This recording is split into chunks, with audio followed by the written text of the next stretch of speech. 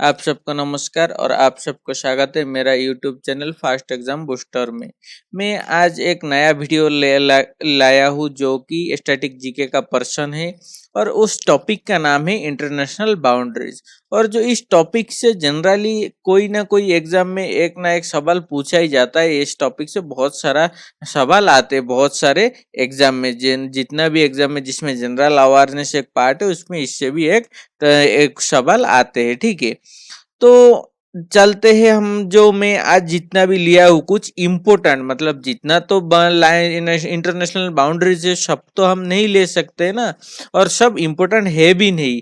Generally हमारा India का exam में कौन सा आता है ना, जितना भी इंडियन का नेबरिंग कंट्री है और कुछ जो ये हाईलाइटेड कंट्री है और कुछ जो कोई भी रीजन की वजह से करंट न्यूज में है उनका बाउंड्री लाइन पूछ लेते हैं। ठीक है, तो आज जो मैं जितना भी लाया हूँ ये है इतना मैं बाउंड्री लाइन लाया हूँ। ठीक है, आज मतलब लिख के लाया हूँ और इसका बारे में डिस्कस करेंगे। तो पहला है लाइंस ऑफ एक्चुअल कंट्रोल, दूसरा है मैकमोहन लाइन और एमसी मोहन लाइन, तीसरा lines of control Radcliffe line, Purvanchal line, Durand line, 49 parallel north, 38 parallel north, blue line, purple line, green line. और देखिए ये जो blue line, purple line, green line ये सारा का सारा मतलब इजराइल का ही बॉर्डर लाइन है और कोई ना कोई एक देश से शेयर करता है। और 31 पैरेलल लाइन और मार्जिनल लाइन। इतना ही है आज का मेरा बॉर्डर इंटरनेशनल बाउंड्रीज। ठीक है, तो इसके बारे में थोड़ा सा डिस्कस करते हैं कि कौन सा बाउंड्री का नाम क्या है, क्यों है। तो चलते, पहला है lines of actual control. Lines of actual control इसे एलएसी भी बोला जाता है। लाइंस ऑफ एक्चुअल कंट्रोल को एलएसी बोला जाता है। और ये जो लाइन है इंडिया एंड चाइना के बीच में है। ठीक है, lines of actual control India and China के बीच में है। The LAC is 4057 km long and traverses 3 areas of Northern Indian Union Territory। ये जो लाइन है ये जनरली इंडिया का जो 3 एरिया में ये डिवाइडेड है। फर्स्ट वेस्टर्न एरिया में जो यूनियन टेरिटरी है हमारा लद्दाख एंड कश्मीर, जम्मू कश्मीर, ये जो 2 यूनियन टेरिटरी से शुरू करके एंड में है ईस्टर्न एरिया में सिक्किम अरुणाचल प्रदेश तक, और बीच में जो हमारा कंट्री है उत्तराखंड हिमाचल प्रदेश, इन एरिया को भी ये टच करता है। ठीक है, तो ये लाइंस ऑफ एक्चुअल कंट्रोल जो कि इंडिया एंड चाइना के बीच में है और ये इंपॉर्टेंट है, याद रखिएगा। ठीक है, दूसरा है मैकमोहन लाइन, जो कि ये जो लाइंस ऑफ एक्चुअल कंट्रोल भी इंडिया एंड चाइना का बीच में है और मैकमोहन लाइन भी है इंडिया और चाइना के बीच में। अब देखिए क्या हुआ ना, the McMahon line defines A clear boundary line between India and China. मतलब क्या हुआ, ये जो मैकमोहन लाइन भी मतलब इंडिया एंड चाइना के बीच में ही है।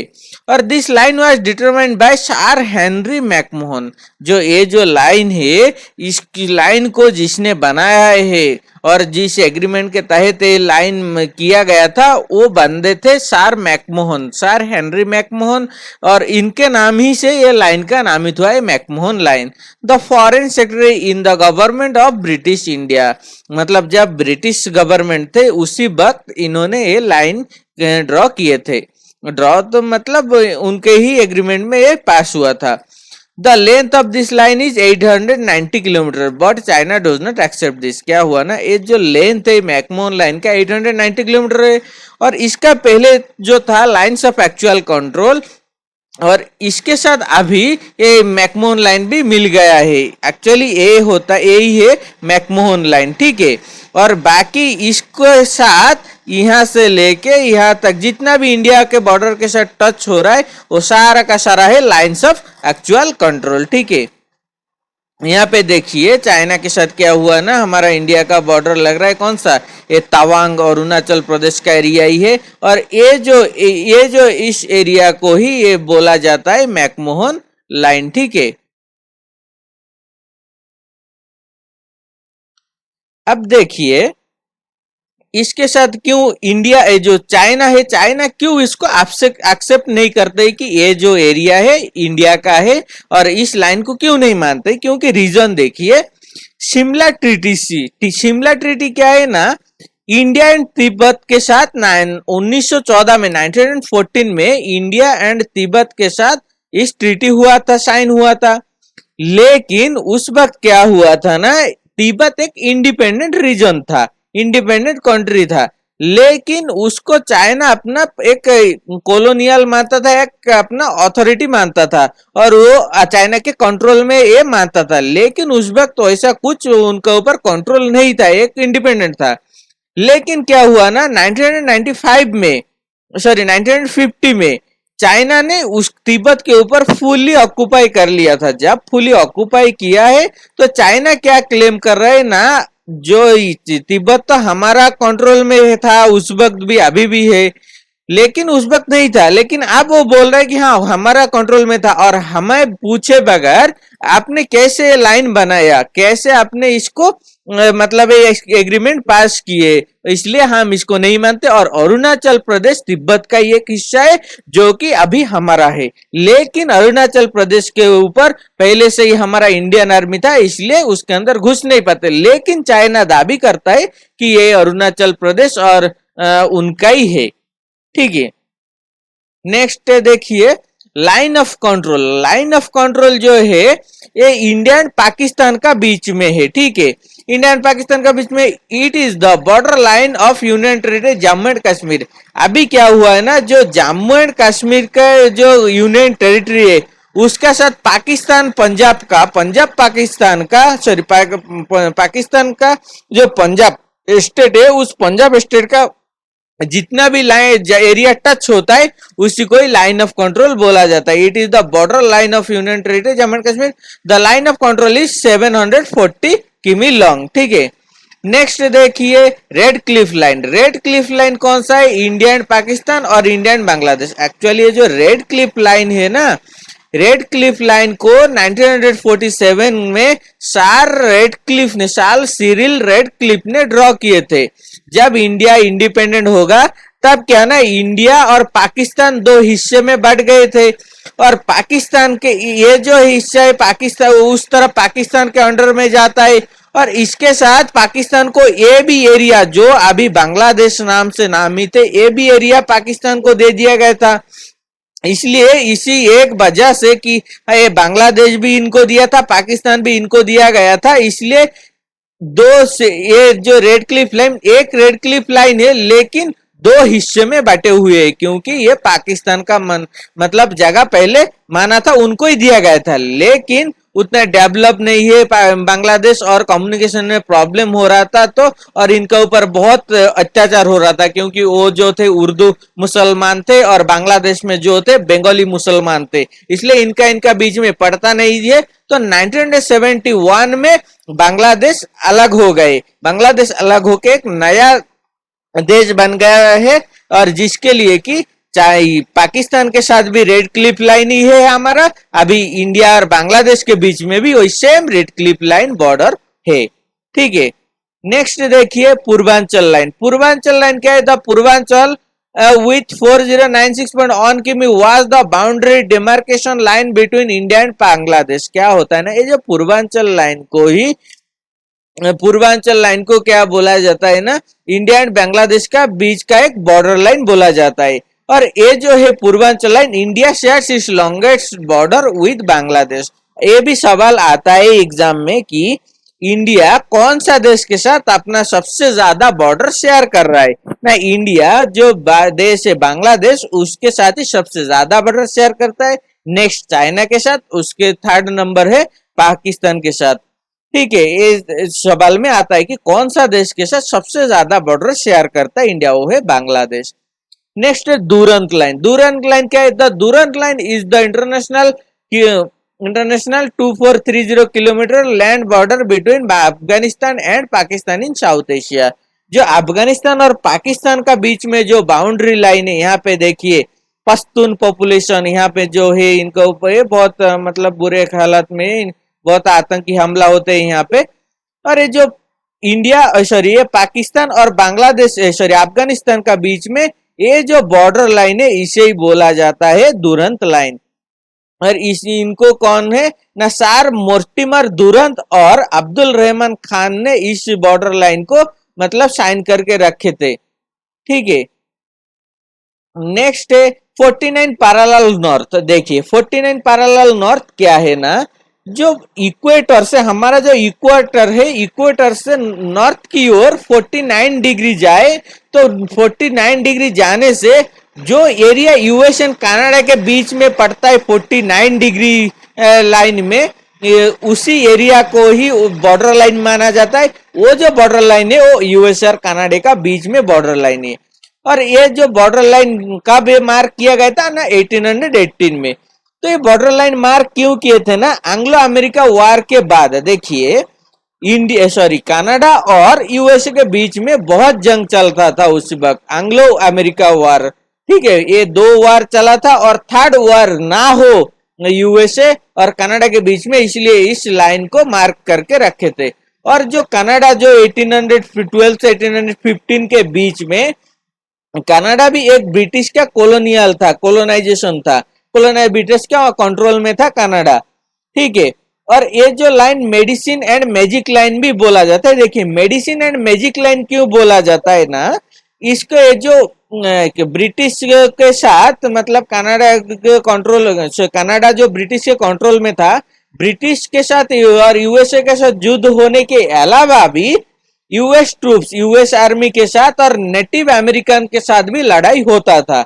लेकिन जब लड़ाई होता था क्या होते थे ना, वो लोग कहाँ पे थे ना, इस लाइन के नॉर्थ की एरिया में थे। जब नॉर्थ की एरिया में थे क्या करते थे ना, वो अमेरिका के रीजन के में रहते थे नेटिव अमेरिकन। लेकिन जब यूएस ट्रूप से लड़ाई हो जाता था, वो लोग क्या करते ना, भागते थे कनाडा की ओर, बॉर्डर को पास करके चला जाते थे। लेकिन गवर्नमेंट रूल के हिसाब से, साइनर पैक्ट के हिसाब से इस लाइन को आर्मी नहीं पार कर सकता, लेकिन वो लोग पार कर सकते। इसलिए मतलब इसलिए इसी लाइन पे आने के बाद यूएस ट्रूप रुक जाते थे। तो इसलिए इसको मैजिक लाइन बोला जाता था, क्योंकि ये एक लाइन है, बिना कोई ताकत लगाए बगैर ही यूएस ट्रूप रुक जाते थे। पहली बात है ये मैजिक लाइन बोलने का। दूसरा बात क्या है ना, जो फाइट करके वो लोग जख्मी होते थे, उस बॉर्डर के लाइन के उस पर जाने के बाद वो जंगली एरिया में वो जो ट्राइब लोगों के साथ मिलके वो लोग खुद का ट्रीटमेंट भी हो जाते थे। इसलिए इसको मेडिसिन एंड मैजिक लाइन बोला जाता है 49 पैरेलल नॉर्थ को, ठीक है। नेक्स्ट है 38 पैरेलल नॉर्थ। देखिए 38 पैरेलल नॉर्थ किसका किसका बीच में है ना, ये North Korea and South Korea बीच में है। और ये जो 38 डिग्री मतलब इक्वेटर से, अर्थ इक्वेटर से 38 डिग्री नॉर्थ में जाने से जो एरिया कोरिया, नॉर्थ कोरिया और साउथ कोरिया के बीच में पड़ता है, उसी लाइन को ही 38 पैरेलल नॉर्थ बोला जाता है। अब देखिए इसको कैसे डिवाइड किया गया था, ये 38 पैरेलल नॉर्थ कैसे बहुत मतलब ये में आया था हाईलाइट में। जापान क्या करता था ना, 1910 से लेके 1945 के बीच कोरिया के ऊपर शासन करता था, मतलब जापान का कोरिया के ऊपर कोलोनाइज था।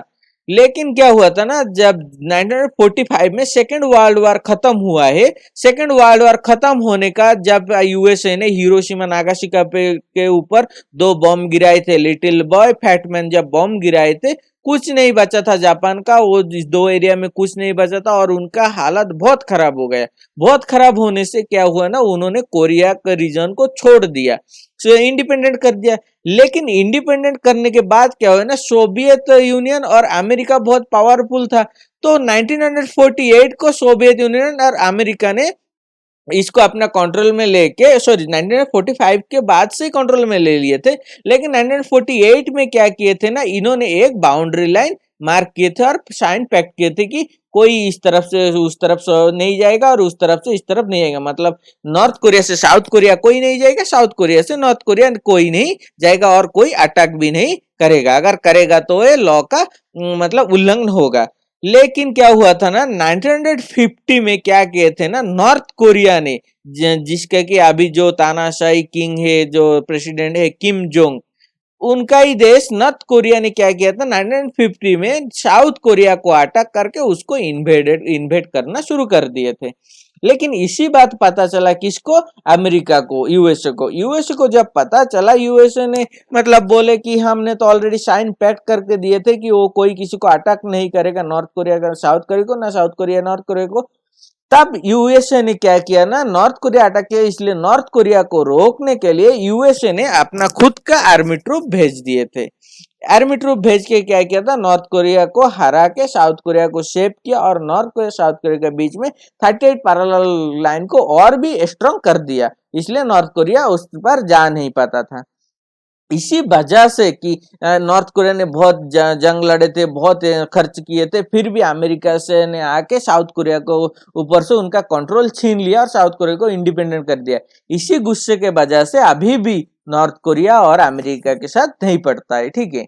नेक्स्ट देखिए इंटरनेशनल बाउंड्री क्या होता है ना, ये तो कुछ ये इम्पोर्टेंट था इसलिए मतलब अच्छे से डिस्क्राइब कर दिया उसका मीनिंग के साथ, क्यों किसी कौन सा नाम आया।